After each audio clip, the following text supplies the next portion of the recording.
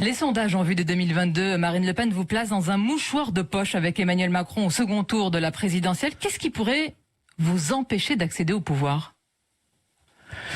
Les électeurs, qu'est-ce que vous voulez que je vous dise? C'est le peuple français qui décide. Moi, je viens leur dire, écoutez, vous avez tout tenté.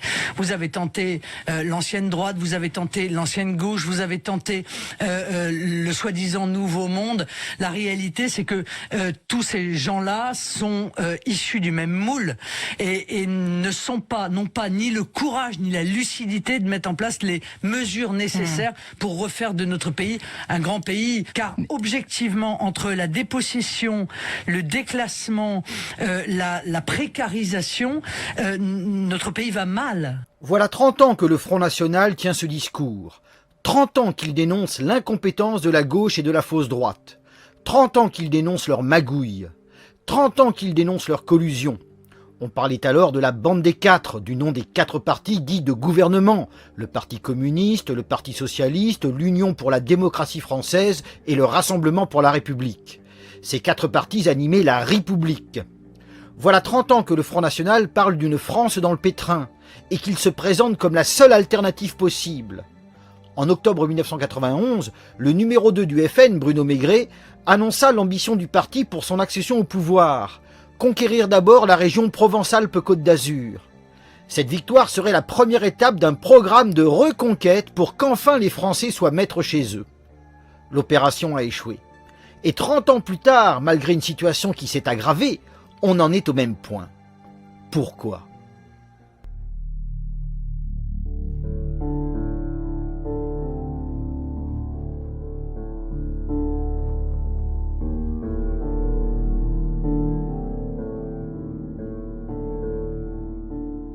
Voilà quelques jours, je demandais si les résultats du deuxième tour des élections régionales valideraient mes analyses sociologiques. Des analyses qui, j'en suis conscient, restent minoritaires au sein de la droite nationale. Cependant, les faits les ont encore une fois validés. Le quotidien Le Monde résume ainsi le scrutin de dimanche. La gauche garde ses 5 régions, le RN n'en gagne aucune. Ainsi se confirme ce que je dis depuis toujours, à savoir que les Français restent attachés au système. On m'objectera que la participation baisse, symptôme d'un rejet croissant de la classe politique. J'y viendrai.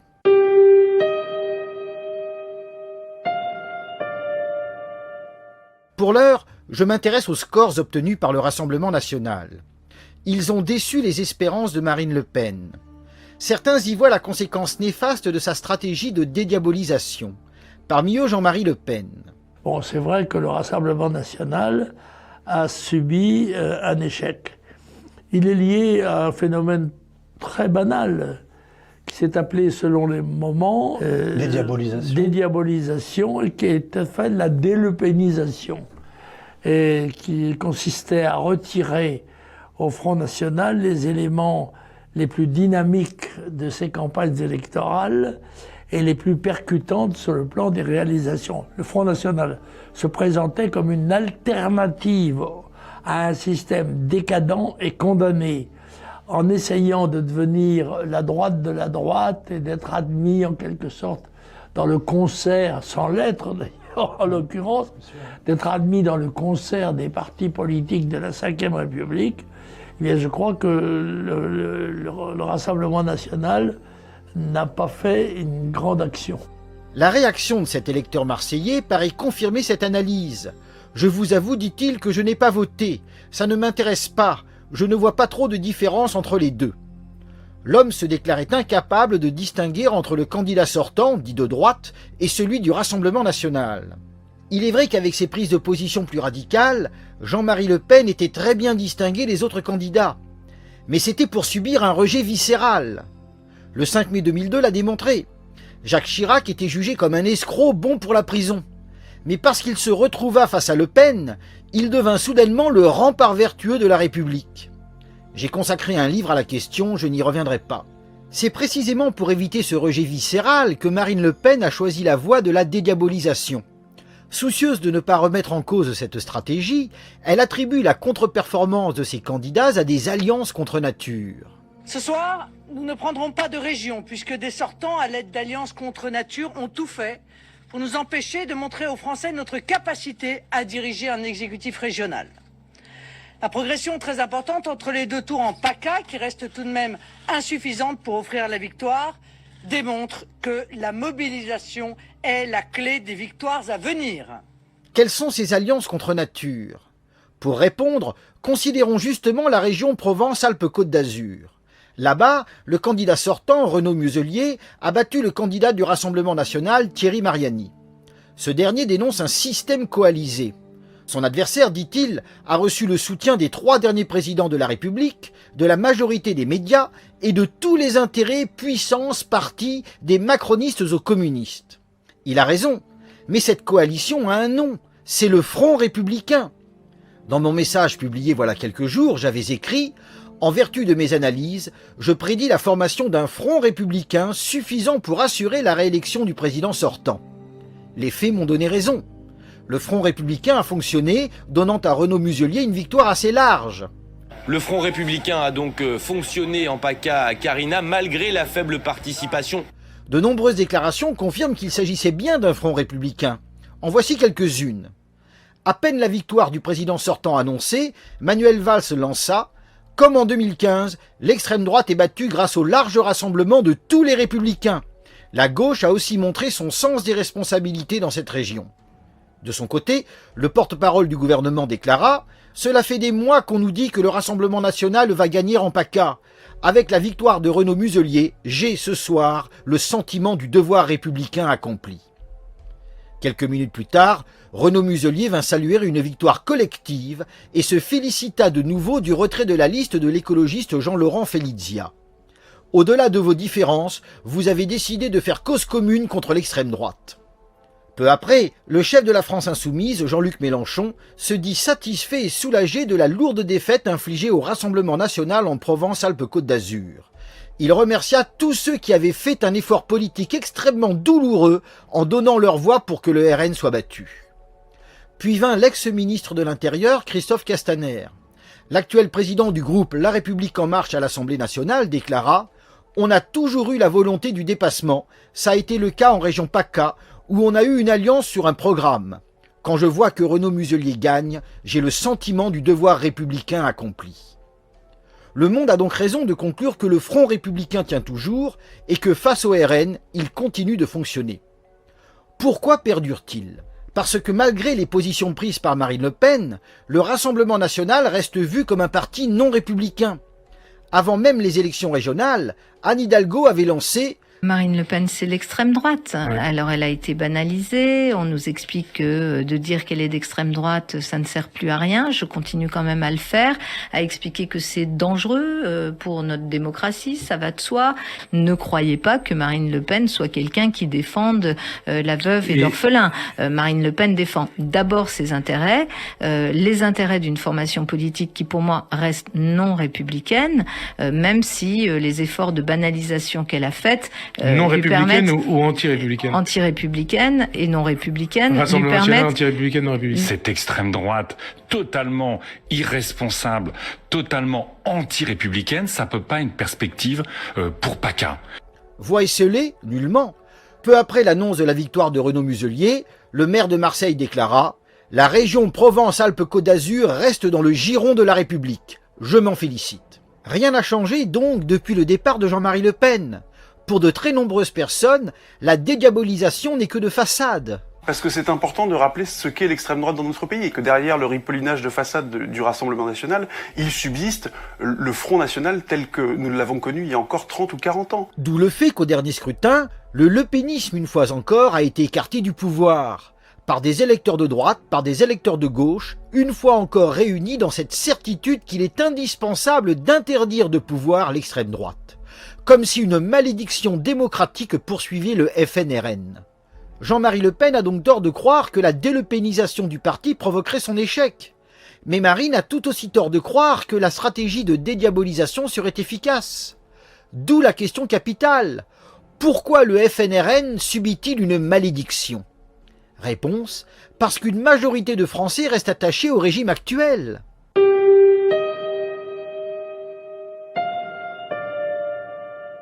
On me répondra que ces gens sont manipulés, abrutis par les médias. Je n'en crois rien. Car enfin, si les médias sont partiaux à l'encontre du Rassemblement national, les publications de ce parti sont accessibles facilement et gratuitement. Il est donc aisé de se faire une opinion objective. J'ajoute que les gens sont les premiers touchés par les dysfonctionnements du système. La révolte des Gilets jaunes l'a démontré. Ajoutons à cela la dictature sanitaire et surtout l'insécurité due à une immigration incontrôlée. Une insécurité parfaitement connue et même vécue. Alors, dans l'actualité, il y a toujours ce fléau grandissant et alarmant de l'insécurité avec la circulation de cette vidéo prise à la gare de Lyon où il y a une rixe, une bastonnade générale. C'est un phénomène qui ne se retrouve plus dans les quartiers dits sensibles ou défavorisés. Maintenant, c'est dans les centres-villes, dans la moindre bousculade, la moindre mésentente provoque une insécurité incroyable, une violence toujours plus forte. Il faut bien savoir que je dirais que les exogènes, de plus en plus nombreux, sont de plus en plus insolents par rapport à la discipline que les Français, chez eux, prétendent imposer pour faire respecter leurs droits. Et nous allons donc vers une multiplication des conflits individuels d'abord, et des manifestations violentes de ce genre, avec en plus le goût, toujours les jeunes, un peu s'asticoter avec la police, en n'oubliant pas non plus que le rap devenu de musique officielle signifie rock anti-police, RAP. Rock against police. Alors, cette espèce de conjugaison d'organisation ou de contexte anarchisant est tout à fait inquiétante pour une France qui s'affaiblit sur l'ensemble des problèmes en général, bien qu'on annonce une relance, et que je souhaite, moi, la plus dynamique possible, mais vis-à-vis de laquelle j'ai quand même un certain nombre de doutes. Et face à cette insécurité, la justice aux ordres, évidemment, est toujours pleine de clémence vis-à-vis des voyous. Oui, mais toujours, écoutez, il y a quelqu'un là qui vient de tuer quatre membres de sa belle famille à coups de pic à glace ou quelque chose comme ça, je ne sais pas. Eh bien, les explications données par les journalistes tendent à démontrer que peut-être sa responsabilité serait limitée, ne serait pas engagée, etc.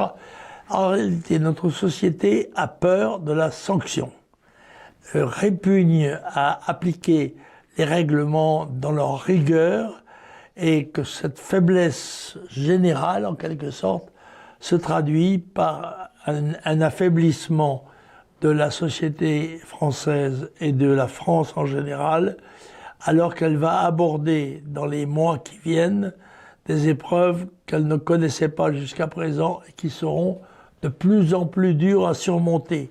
Seul un réflexe national, discipliné, courageux, hardi, arriverait à une victoire. Sur ce point, je suis d'accord avec Jean-Marie Le Pen. J'ajoute qu'au soir du second tour, Marine Le Pen a loué la lucidité des électeurs du RN.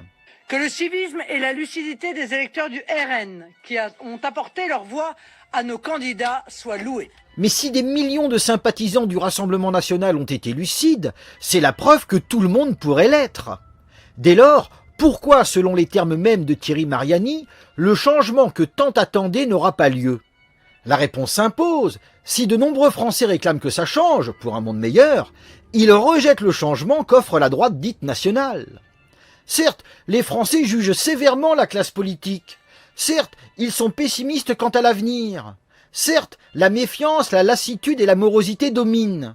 Mais pour fuir ces travers, ils ne songent pas à guérir la France comme le propose la droite nationale. La grandeur de la France, le bien commun, ils s'en moquent. Seule leur vie personnelle les intéresse. Et pour fuir les travers du régime auquel ils tiennent, ils se distraient. En premier lieu, ils se réfugient devant le petit écran, qui devient de plus en plus grand. Ce n'est pas parce qu'ils regardent la télévision qu'ils sont abrutis. C'est parce qu'ils sont abrutis par la vie qu'ils regardent la télévision. La sphère privée est devenue leur ultime refuge. D'ailleurs, les auteurs de l'étude soulignent, quand on ne croit plus en un destin collectif, l'individualisme devient une norme sociale. Dès lors, tout ce que les Français souhaitent, c'est pouvoir continuer à se replier sur leur sphère privée et à compter sur les structures qui assurent leur vie personnelle. Pour la sphère privée, c'est gagné. 93% des Français font confiance à leur famille et à leurs voisins. De même, 93% jugent leur logement décent.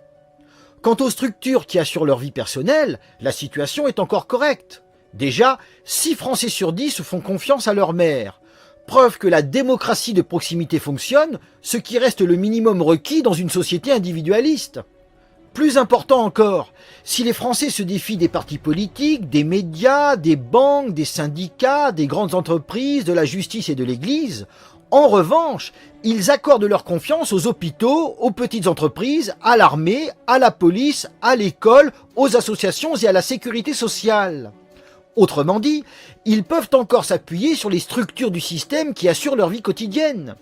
Dans une perspective individualiste, c'est suffisant et cela modifie, sans le remettre en cause, le concept de démocratie.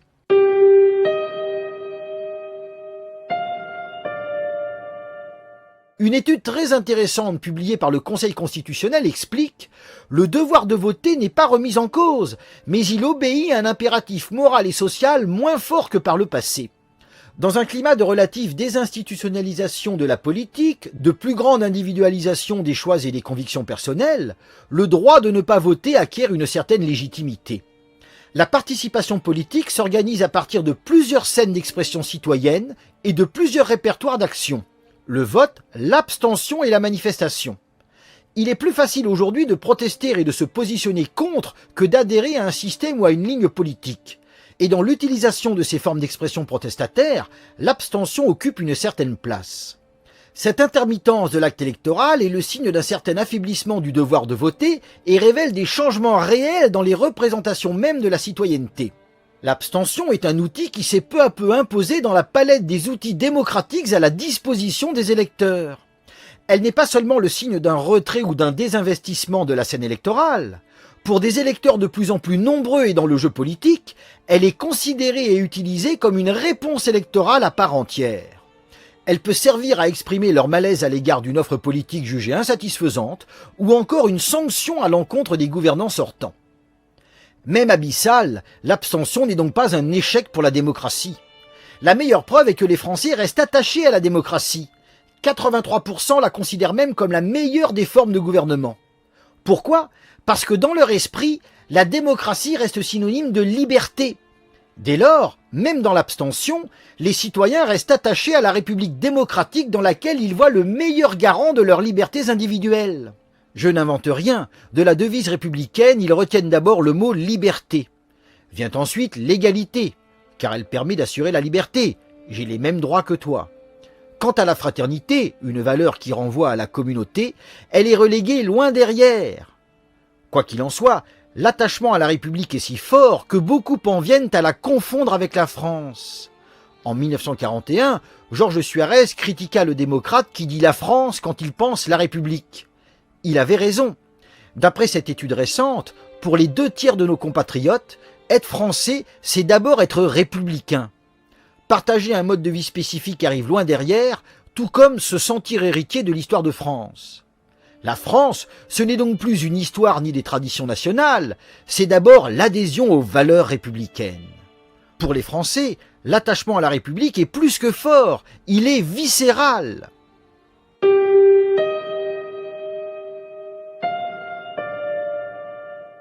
Cette République, ils l'ont toujours défendue contre les forces de la réaction.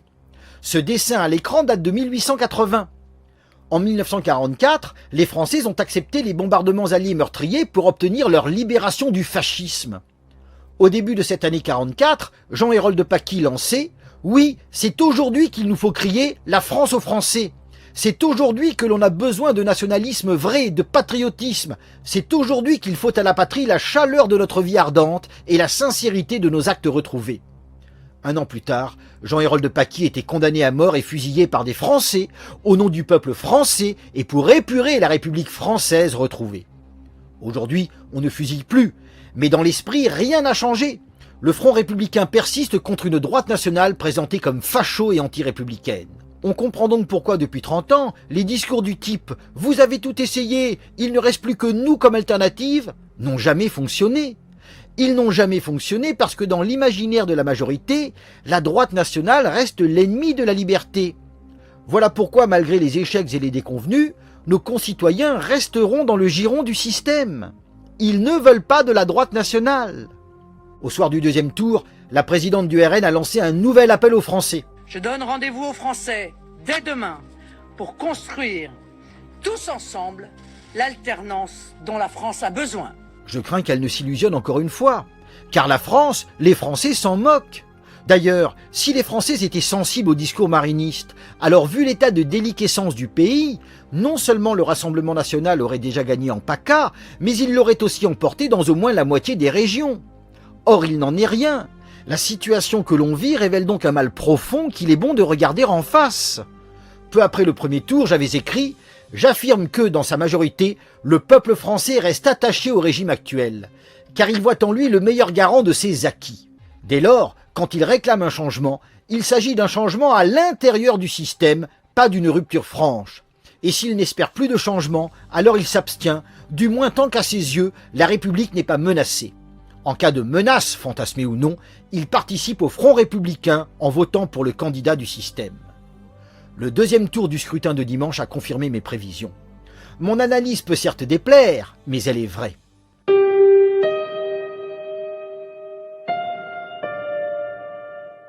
Voilà pourquoi mon action ne vise pas, ou pas en priorité, les ennemis habituellement désignés par la droite nationale. Dans nos milieux, on vise en priorité les juifs.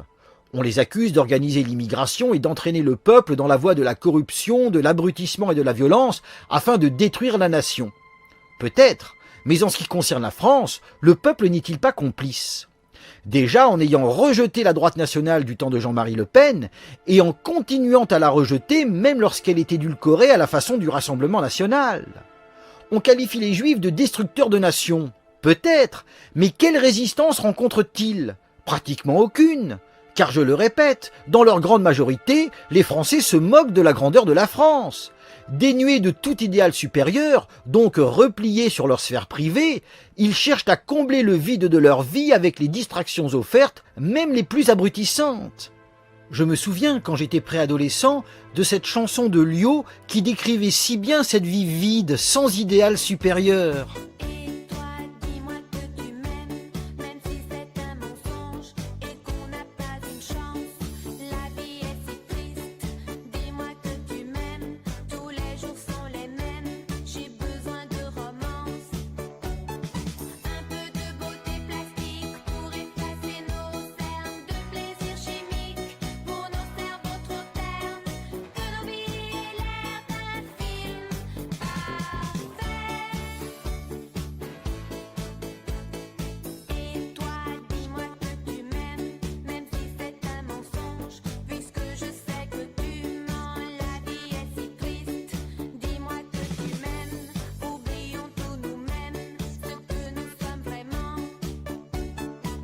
Pour oublier ce qu'ils sont vraiment, les Français se distraient.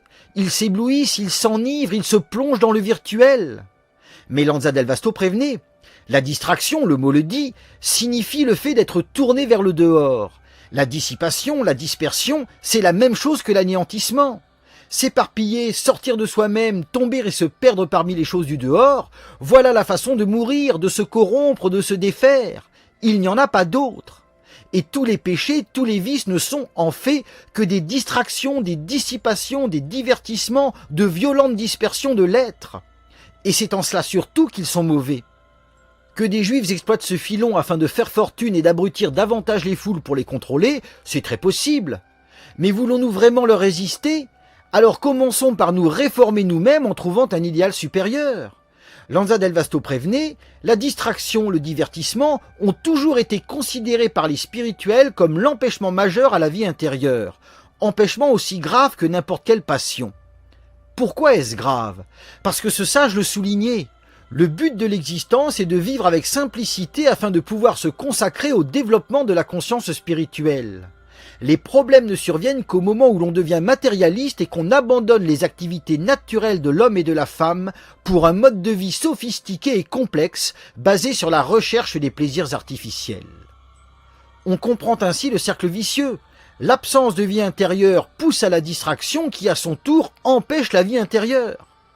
Pour briser ce cercle, sachons d'où nous venons et où nous devons aller. Bref, retrouvons un sens à notre vie. Toute cette société de l'hyperactivité et de l'agitation stérile n'aura alors pour nous plus aucun attrait. Peu importe qui est derrière, juifs ou autres. Puis prêchons par l'exemple afin qu'en nous imitant, un nombre croissant de gens se libèrent à leur tour. Ainsi les parasites perdront-ils peu à peu leur pouvoir. On me répondra que je suis naïf, que dès le plus jeune âge les enfants sont immergés dans ce monde numérique et que toutes les générations jusqu'aux grands-parents sont touchés par le mal. Encore une fois, cela me donne raison, car c'est aux parents d'éduquer les enfants pour les sauvegarder et c'est aux adultes de se prendre en main pour ne pas succomber aux tentations. Mais j'en conviens, l'objection est très forte. Voilà pourquoi aujourd'hui, j'en suis arrivé à cette conclusion que seul un effondrement général pourra réveiller le peuple. Naturellement, j'ignore ce qui en résultera. J'ignore même si ce jour-là, les combats que nous aurons menés seront utiles. Mais alors, me dira-t-on, à quoi bon combattre? Personnellement, je trouve la réponse dans ce texte sacré de l'Inde. À l'aube d'une bataille, s'adressant au chevalier Arjuna, Dieu dit « Combat par devoir, sans compter tes joies ni tes peines, la perte ni le gain, la victoire ni la défaite. Ainsi, jamais tu n'encourras le péché. » Plus loin, il précise « Tu as le droit de remplir les devoirs qui t'échoient, mais pas de jouir du fruit de tes actes. Jamais ne crois être la cause des suites de l'action, et à aucun moment ne cherche à fuir ton devoir. Fais ton devoir sans être lié ni par le succès ni par l'échec. » En effet, l'important n'est pas de réussir, car ce n'est pas de notre ressort, mais de remplir le mieux possible sa mission de vie. Car en agissant ainsi, on rencontre des épreuves qui nous bonifient, ce qui est le but de la vie sur Terre. Si la communauté soutient nos combats et profite de notre action, alors tant mieux. Si elle les repousse, tant pis. Pour ma part, j'aurais fait ce que je devais de mon mieux. Le reste n'est pas mon affaire.